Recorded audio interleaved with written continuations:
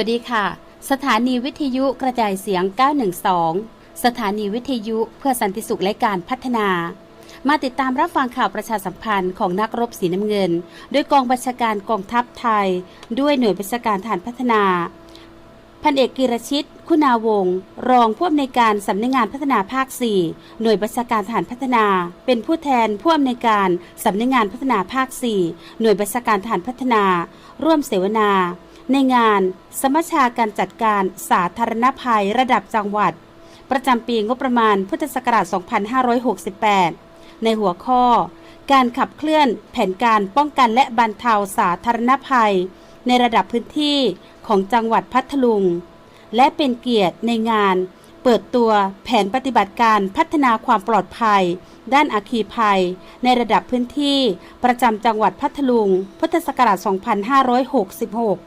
ถึง 2570 โดยมีนายธราวุฒิช่วยเกิดรองผู้ว่าราชการจังหวัดพัทลุงเป็นประธานในงานณห้องเพชรทองโรงแรมร้อยทองรีสอร์ทตำบลแพรกหาอำเภอควนขนุนจังหวัดพัทลุงนี่คือภารกิจในการมีส่วนร่วมในเขตพื้นที่รับผิดชอบจบข่าวพันจ่าอากาศเอกหญิงสริปะมลีอ่าน